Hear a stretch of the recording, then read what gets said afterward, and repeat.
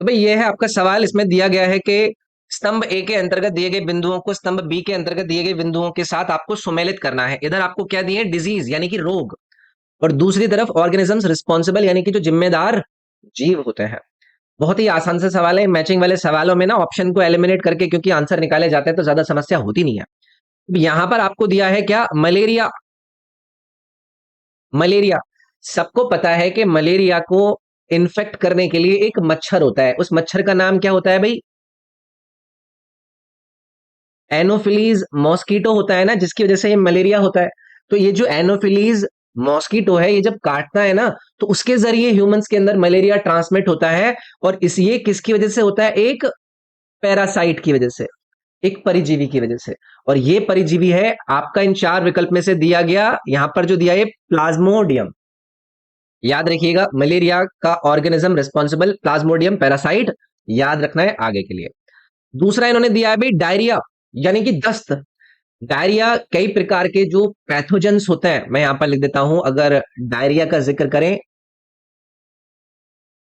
कई प्रकार के पैथोजन से ये हो सकता है, लेकिन एक जो यहां पर आपको रोटा वायरस दिया है ना, ये रोटा वायरस इसका लीडिंग सीवियर डायरिया को यंग चिल्ड्रन या फिर इन्फेंट्स के अंदर करवाते हैं। तो ये याद रखेंगे। फिर उन्होंने दिया है भाई टाइफाइड। टाइफाइड को लेकर मेरे ख्याल से आप सबको पता होगा कि ये एक बैक्टीरिया की वजह से होता है, और इस बैक्टीरिया का नाम है साल्मोनेला। ये जो आपको यहां पर दिया गया है बी ऑप्शन में, इस बैक्टीरिया की वजह से होता है। तो ये पूछा जा सकता है। बाकी आपका कोलेरा बचा, उसको हम वाइब्रियो के साथ लिंक कर देंगे, ये भी आपका एक बैक्टीरिया ही है, वाइब्रियो। तो इनको प्लीज याद रखिएगा, कल को इनको इंडिविजुअल रूप से आप लोगों से आपकी परीक्षा के अंदर घुमाकर ये लोग पूछ सकते हैं।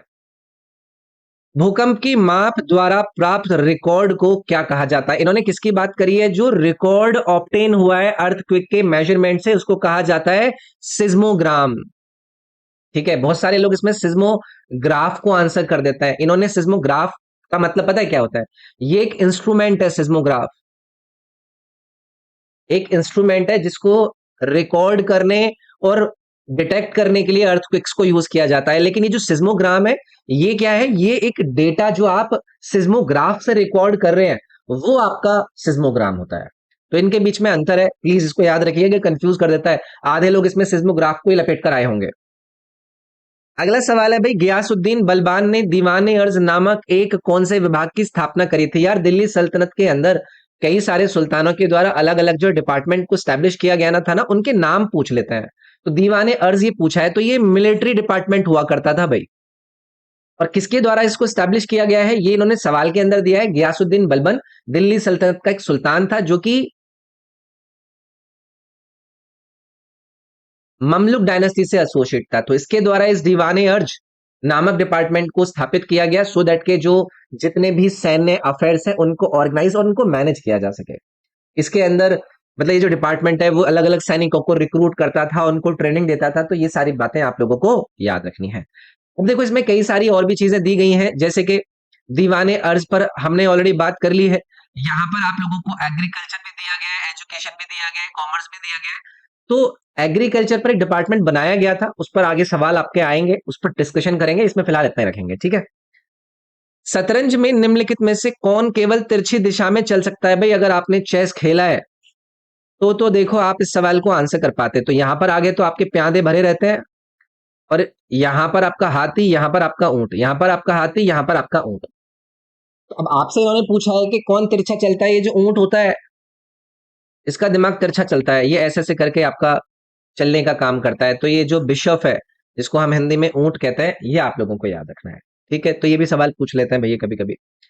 निम्नलिखित भारत में निम्नलिखित में से कौन प्रयावर्ती मानसून से संबंधित है? यानी कि रिट्रीटिंग मानसून, यानी कि जो वापसी हो रखे होता है, इसको हम अक्टूबर हीट के नाम से भी जानते हैं भाई। ठीक है, ये एक घटना है जो कि भारत के अंदर रिट्रीटिंग मानसून के साथ संबंधित है। तो जब एक प्रकार से मानसून सीजन विंटर सीजन से पहले आपका ट्रांजिशन काल में होता है, अक्टूबर मंथ के अंदर ये सारा का सारा काम होता है, तब ये आपका देखने के लिए मिलता है। बहुत ज्यादा ह्यूमिड होता है, इसको ह्यूमिडिटी बहुत ज्यादा इस आपके रिट्रीटिंग मानसून के अंदर होती है, क्योंकि जो मानसून है वो विड्रॉ हो रहा होता है। ठीक है, चलिए आगे बढ़ेंगे। अगला सवाल है, 1998 में किस प्रसिद्ध संतूर वादक को उस्ताद हाफिज अली खान पुरस्कार से सम्मानित किया गया था? उनका संबंधित जो वाद्य यंत्र है और इन्होंने जो अवार्ड वगैरह प्राप्त करे हैं उनको लेकर सवाल पूछे जाते हैं। तो शिव कुमार शर्मा, पहले तो इसका हिंट आपको इसलिए मिल जाता है क्योंकि ये संतूर प्लेयर है, देश के most prominent celebrated santoor player में इनका नाम शुमार है।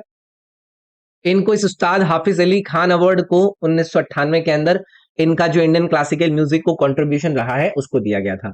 इसके अलावा इन्होंने अपने करियर में और भी इंपॉर्टेंट अवार्ड को प्राप्त किया, जैसे कि 1991 में इन्होंने पद्मश्री अवार्ड प्राप्त किया था। ऐसे ही इनको 2001 के अंदर पद्म विभूषण अवार्ड से सम्मानित किया गया था। तो ये भी याद रखिएगा कल को अगर इनको लेकर ये वाली चीज आप लोगों से पूछ ले तो। अटल इनोवेशन मिशन किस वर्ष में शुरू किया गया था? अटल इनोवेशन मिशन को लॉन्च करने वाले साल का आप लोगों से नाम पूछ रहे हैं। पहली चीज, ये जो अटल इनोवेशन मूवमेंट है ये भारतीय सरकार का एक फ्लैगशिप इनिशिएटिव था, जिसके अंदर जो कल्चर है इनोवेशन का, एंटरप्रेन्योरशिप का, उसको प्रमोट किया जा सके, लोगों को कंट्री के अंदर प्रोत्साहित किया जा सके कि आप खुद का काम करो। हायर एजुकेशन इंस्टीट्यूशंस और बियॉन्ड जितने भी लोग हैं उनको इसमें मोटिवेट करने की कोशिश करी गई थी। तो 2016 में इस मिशन को भी लॉन्च करा गया था। ठीक है, आगे बढ़ेंगे। 2022 में विनय मोहन क्वात्रा ने भारत के विदेश सचिव का पदभार संभाला। इससे पहले वे निम्नलिखित में से किस देश में राजदूत थे? यार ये करंट अफेयर रिलेटेड आपका सवाल है, जो कि अपॉइंटमेंट वाला जो आपका टॉपिक होता है उससे बनता है। तो विनय मोहन क्वात्रा को अपॉइंट किया गया था फॉरेन सेक्रेटरी ऑफ इंडिया का 2022 में, और इससे पहले ये नेपाल के एम्बेसडर रह चुके थे। तो ऐसे जो इंपॉर्टेंट अपॉइंटमेंट होती रहती है उनको आपको देख कर रखना है। ठीक है, अल्लाह रखा निम्नलिखित में से किस वाद्य यंत्र को बजाने के लिए प्रसिद्ध है? अल्लाह रखा की हम बात कर रहे हैं, वाद्य यंत्र से संबंधित लोगों के नाम पूछ लिए जाते हैं, और ये तबला प्लेयर है भाई। ठीक है, और ऐसा नहीं है कि ये इस वाले एग्जाम में पूछ लिया तो आगे नहीं पूछा जाएगा। इनको लेकर कई आपके अलग अलग एग्जाम्स में आपका सवाल पूछा जा सकता है। ठीक है, चलिए आगे बढ़ेंगे। 1856 में विधवा पुनर्विवाह को समर्थन देने के लिए ब्रिटिश सरकार द्वारा पारित कानून का सुझाव किसने दिया था? आप लोग अगर मेरी लूसेंट जीके की हिस्ट्री का कंप्लीट कवरेज मेरे इस यूट्यूब पर देख रहे होंगे तो मैंने वहां पर ईश्वर चंद्र विद्यासागर को लेकर आप लोगों से बात करी थी। ये एक प्रोमिनेंट समाज सुधारक थे भारत के, जिन्होंने महिलाओं के अधिकार को लेकर बहुत ज्यादा काम किया था, और अंग्रेजों से, ये जो ब्रिटिश लोगों से हिंदू विडो रिमैरेज एक्ट को 1856 के अंदर पारित करने में सबसे योगदान रहा था, वो भी इनका ही रहा था। तो यहाँ पर आपको ईश्वर चंद्र विद्यासागर का याद रखिएगा। संस्कृत और हिंदी लैंग्वेज के स्क्रिप्चर्स के अंदर भी इनको काफी बहुत ज्यादा नॉलेज थी। कथक के कौन से घराने को शुरू करने का श्रेय ईश्वरी प्रसाद को दिया जाता है? अब देखो, ये सवाल एक ही है, इस सवाल के अंदर तीन चार बातें निकल रखी हैं। कल को ये पूछ लेंगे कि बताइए कि भाई कथक से संबंधित दिए गए चार विकल्प में से कौन है, तो ईश्वरी प्रसाद का संबंध कथक से है। दूसरा इन्होंने पूछ लिया कि भाई इनका जो घराना है वो कौन सा घराना है, तो उसमें आपको रायगढ़ घराना याद रखना है। पिछली क्लासेस के अंदर भी मैंने आप लोगों को बताया था, अलग अलग घराने उस फैमिली के ट्रेडिशन और उस फैमिली की एक प्रकार से जो योगदान है इस आपके क्लासिकल डांस या म्यूजिक के अंदर, उसको लेकर इनको जाना जाता है। ठीक है, इसके अलावा यहाँ पर लखनऊ घराना का भी नाम दिया गया है। लखनऊ घराना भी कथक डांस से ही संबंधित है। तो ये घरानाओं को लेकर चर्चाएं होती रहती हैं।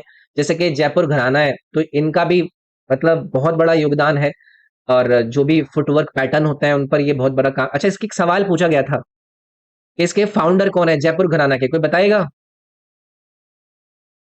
भानु जी याद रखिएगा अगर आप याद रख पाए। रायगढ़ घराना को लेकर आपसे मैंने यहाँ पर बात ही कर ली है। ऐसे ही बनारस घराना है, ये भी बहुत ही ज्यादा प्रोमिनेंट है। इसको लेकर अगर आपसे पूछा जाए कि इसके फाउंडर कौन है, तो इसमें आपको याद रखना है जानकी दास का, जानकी प्रसाद का, सॉरी। ठीक है, चलिए आगे बढ़ेंगे भाई।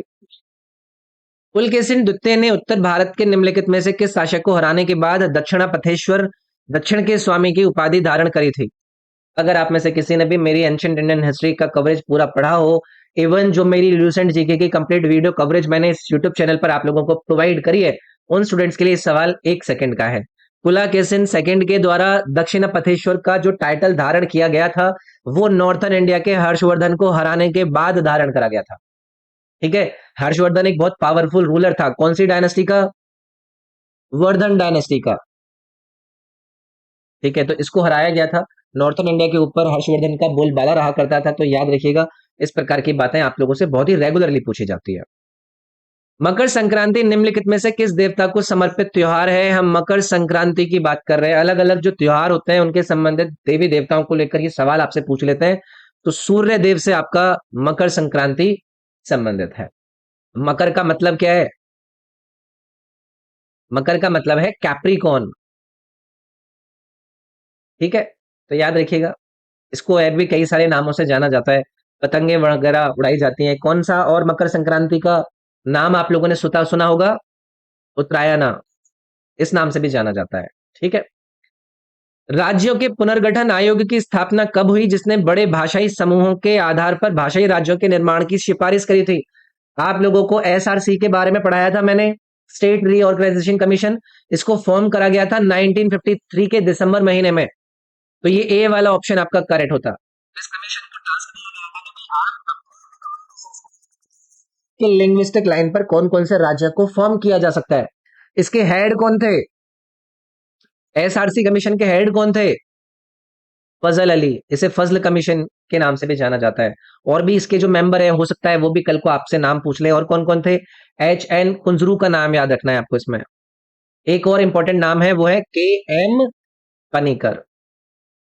तो ये बाकी के नाम भी याद रखिएगा कल को अगर आपसे इनका नाम पूछ लिया जाए। भारत की 2011 की जनगणना के अनुसार 10 से 19 वर्ष की आयु वर्ग की किशोरियों की हिस्सेदारी इन चार विकल्प में से कितनी है? यानी कि a group of 10 to 11 19 years का शेयर आपको फीमेल एडल्सेंट का इस 2011 के सेंसस के अनुसार बताना है। यार ये जो विकल्प दिए हैं इनको तो आप एलिमिनेट ही कर देना चाहिए था आपको। ठीक है, तो फीमेल पॉपुलेशन 10 से 19 साल की आपको नजर आएगी कितनी? 47.3 नहीं 20.9। बी विकल्प इसमें आपका करेक्ट रहता। प्लीज इसको याद रखिएगा, ऐसा डेटा आप लोगों से पूछ लिया जाता है। ये बड़ा नंबर, इतना नंबर थोड़ी ना होगा 10 से 19 साल की लड़कियों का। ठीक है। भारतीय संविधान का कौन सा भाग निर्वाचन आयोग से संबंधित है? सभी एक ही स्वर में आंसर करेंगे। भाग 15। तो आर्टिकल कौन कौन से कहां तक आते हैं? आर्टिकल 324 से इलेक्शन कमीशन से रिलेटेड बातें शुरू होती हैं और 329 तक जाती हैं भाई। 324 जो नंबर ऑफ आर्टिकल है उसके अंदर जो इलेक्शन कमीशन है, उसकी सुपरिंटेंडेंस, उसकी डायरेक्शन, उसका इलेक्शन के ऊपर कंट्रोल, इससे संबंधित आपको प्रोविजंस नजर आता है। भाग नंबर 15 याद रखिएगा। निम्नलिखित में से कौन सा एक पूर्वी तटीय बंदरगाह का उदाहरण है, यानी कि ईस्टर्न कोस्ट पोर्ट का इन चार विकल्प में से उदाहरण है? यार ये चेन्नई लिखा है ना आपका, तो ईस्टर्न कोस्ट पोर्ट का यही उदाहरण आपको यहाँ पर नजर आएगा। ये आपका वेस्ट कोस्ट पे है। मैंगलोर कोस्ट भी उधर की साइड में है, आपका मुरमागो बंदरगाह भी उधर की साइड में है। तो इनको लेकर कोई दिक्कत नहीं है ना, सिंपल है ना। ये वेस्टर्न कोस्ट पर है, पश्चिमी तट पर है। ये जो आपका मुरमुगाओ बंदरगाह है, ये आपका कहाँ पर लोकेटेड है? गोवा में लोकेटेड है, तो ये भी वेस्ट कोस्ट हो गया। न्यू मैंगलोर बंदरगाह कहाँ पर है आपका? कर्नाटक के अंदर लोकेटेड है, ये भी वेस्ट कोस्ट पर हो गया। तो ये तो लोकेशन पता होनी चाहिए हमें। 1910 में अमेरिका के सिएटल में यूनाइटेड इंडिया हाउस की स्थापना किसके द्वारा करी गई थी? यूएसए सिएटल में यूनाइटेड इंडिया हाउस की 1910 में करी गई स्थापना को लेकर ये नाम पूछ रहे हैं। इसमें आपको तारकनाथ दास और जीडी कुमार का नाम याद रखना है। ठीक है, ये बहुत बड़े भारतीय क्रांतिकारी थे, पॉलिटिकल साइंस के प्रोफेसर थे और इंडियन इंडिपेंडेंस मूवमेंट के की मेंबर के रूप में अंग्रेजों के खिलाफ इनके द्वारा काम करे गए थे। ऐसे ही जीडी कुमार, ये भी एक नोटेबल फिगर थे जिनका भारत की संविधान मतलब इंडिपेंडेंस मूवमेंट में योगदान रहा। तो इन्होंने तारकनाथ दास के साथ कोलैबोरेशन किया और उन्होंने कहा कि भाई इंडियन इंडिपेंडेंस की मूवमेंट की एक्टिविटीज को यहाँ पर चलाने के लिए हम इस स्टैब्लिश करते हैं। तो 1910 में करा जा रहा है, कहां पर करा जा रहा है वो भी याद रखिएगा, किसके द्वारा करा जा रहा है ये भी याद रखिएगा। कॉपर वन हैलाइड उत्प्रेरक का उपयोग करके एराइल डायजोनियम नमक को एराइल हैलाइड में बदलने की कार्बनिक अभिक्रिया को क्या कहा जाता है? आप में से आधे लोगों का तो मूड खराब हो गया होगा। An organic reaction used to convert and aryl diazonium salt into an aryl halide using a copper halide catalyst is called what? तो यार कई सारी अलग अलग प्रकार की रिएक्शंस पढ़ाई जाती हैं, उनमें से एक है सैंडमेयर रिएक्शन। इसके अंदर जो ये आपका एराइल हैलाइड है, सॉरी आपका डाइजोनियम सॉल्ट है, उसको कन्वर्ट करा जाता है एराइल हैलाइड के अंदर कॉपर का यूज करके। ठीक है, इसमें एक जो कैटलिस्ट यूज हो रहा है इसको भी याद रखिएगा, कभी कभी इसको भी पूछ लेते हैं। और भी कई सारी इसमें रिएक्शन आपको दी गई है, जैसे कि ये बोल्स शिमेन रिएक्शन यहाँ पर आप लोगों को दिए, इसको लेकर आप लोगों को याद रखना है। तो एक जर्मन रसायन अभिक्रिया को लेकर एक साइंटिस्ट थे, जर्मन साइंटिस्ट थे, तो उन्होंने क्या करा ना, जो एराइल फ्लोराइड्स होते हैं, उन एराइल फ्लोराइड्स का यू फॉर्मेशन करके वो क्या बनाते हैं, एराइल डायाजोनियम सॉल्ट बनाता है। ये भी याद रखिएगा, इसको कहा जाता है बाल्स शिमान अभिक्रिया। ऐसे ही यहाँ पर एक रिएक्शन आपको दी गई है, फिंकलस्टीन अभिक्रिया, इसको लेकर भी याद रखिएगा कल को अगर इसको लेकर आपसे पूछा जाए। तो ये एक हैलोजन एक्सचेंज रिएक्शन है, जिसके अंदर जो एल्काइल हैलाइड होते हैं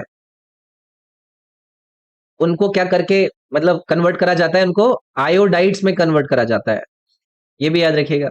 ऐसे ही यहाँ पर एक और रिएक्शन दी हुई है आपको, गैटरमैन रिएक्शन, इसके अंदर भी कुछ कुछ काम होता है, मुझे याद नहीं आ रहा है, कंफ्यूज हूं, बाकी जो मैंने ऊपर बताई उनको याद रखिएगा, ठीक है। भारतीय संविधान का कौन सा अनुच्छेद पर्यावरण की रक्षा और सुधार तथा वन्य जीवन की सुरक्षा का प्रावधान प्रोवाइड करता है? भाई देखो, हमारे भाग नंबर 4 में आपको ये नजर आता है, इसको 48A के अंदर हम देखते हैं, ठीक है। डील करता है कि जो एनवायरनमेंट है, फॉरेस्ट एंड वाइल्ड लाइफ है, इनको सेफ गार्ड करना चाहिए, इनको प्रोटेक्ट करना चाहिए, इनको इम्प्रूव करना चाहिए। डीपीएसपी के अंदर आपका इसको ऐड करा गया था, कब? जो 42nd अमेंडमेंट एक्ट आया था 1976 में, उसके द्वारा। तो याद रखेंगे इसमें। अब इसमें आपको कुछ और भी दिए गए हैं, उनको लेकर भी आपसे पूछा जा सकता है, लेकिन इन पर पहले भी हमने चर्चा करी है, आगे इस पर चर्चा करेंगे, वीडियो फालतू में लंबी हो जाएगी। एनडीपी को लेकर ये पूछ रहे हैं, व्हाट इज एनडीपी? एनडीपी मतलब नेट डोमेस्टिक प्रोडक्ट, इसको हम किसके इक्विवेलेंट रखते हैं? तो देखो, जब कभी भी नेट डोमेस्टिक प्रोडक्ट का आप लोगों से जिक्र किया जाए तो इसको आप ऑब्टेन करते हैं जब आप जीडीपी से इसको सब्ट्रैक्ट करते हैं, डेप्रिसिएशन को, मूल्यह्रास को। तो GDP minus depreciation is net domestic product, विकल्प नंबर सी आपका यहां पर करेक्ट होता। भारत में 2006 के सूक्ष्म लघु और मध्य उद्यम विकास अधिनियम का मुख्य उद्देश्य क्या है? आसान है, ये एमएसएमईडी की बात कर रहे हैं। 2006 में ये एक्ट आया था, तो इसको लाया गया था सो दैट के जो माइक्रो स्मॉल और मीडियम इंटरप्राइजेस हैं उनको कॉम्पिटिटिव बनाया जा सके, उनको डेवलप किया जा सके, उनकी मदद की जा सके। तो to promote and facilitate the development of MSMEs, ये वाला ऑप्शन आपका करेक्ट हो जाता। आगे बढ़ेंगे। भारत में 1888 में डूरंड कप टूर्नामेंट की शुरुआत कहां पर हुई थी? डूरंड कप टूर्नामेंट स्टार्ट हुआ था 1888 में, बताइए कहां पर? देखो, ये ओल्डेस्ट फुटबॉल टूर्नामेंट है पूरे विश्व का, ठीक है। तो ये आपको याद रखना है, और इसकी शुरुआत शिमला में हुई थी, ये बात आपको याद रखनी है, ठीक है। कौन सा आवश्यक अमीनो एसिड कैल्शियम के अवशोषण को बढ़ाता है और कोलोजन के निर्माण में महत्वपूर्ण भूमिका निभाता है? Which essential amino acid enhances calcium absorption and also plays an important role in the formation of collagen? कई सारे नाम यहां पर आपको दिए गए हैं, जैसे कि कोलोजन का फॉर्मेशन को लेकर मैं बात करूं तो कोलोजन क्या होता है? सबसे अबंडेंट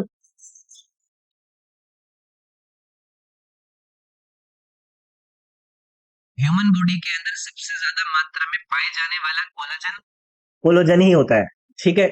और जिसको मैंने आप लोगों को बताया कि ये प्रोटीन है हम आपका बॉडी के अंदर। तो ये जो अमीनो एसिड इन्होंने पूछा है वो है आपका लाइसाइन, ये याद रखिएगा। तो बॉडी सिंथेसाइज नहीं कर सकती इसके बिना, ठीक है, और इसको डाइट में जरूर डाला जाना चाहिए। एक मिनट रुकिएगा यार। हेलो, ठीक है, चलिए आगे बढ़ते हैं भाई। मैंडलीव की आवर्त सारणी के अनुसार किस तत्व के गुण एक सिलिकॉन से उल्लेखनीय रूप में मेल खाते हैं? According to Mendeleev periodic table, which elements properties matched up remarkably well with एका सिलिकॉन?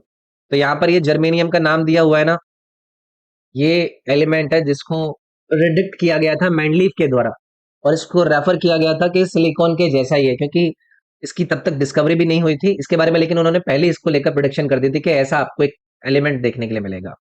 फिर जर्मेनियम को डिस्कवर करा गया था कब? 1886 में। एक बहुत बड़ा नाम रहे केमिस्ट्री के क्षेत्र में जिनका नाम है क्लेमेंस विंकर, तो इनके द्वारा डिस्कवरी करी गई थी जर्मेनियम की, ठीक है।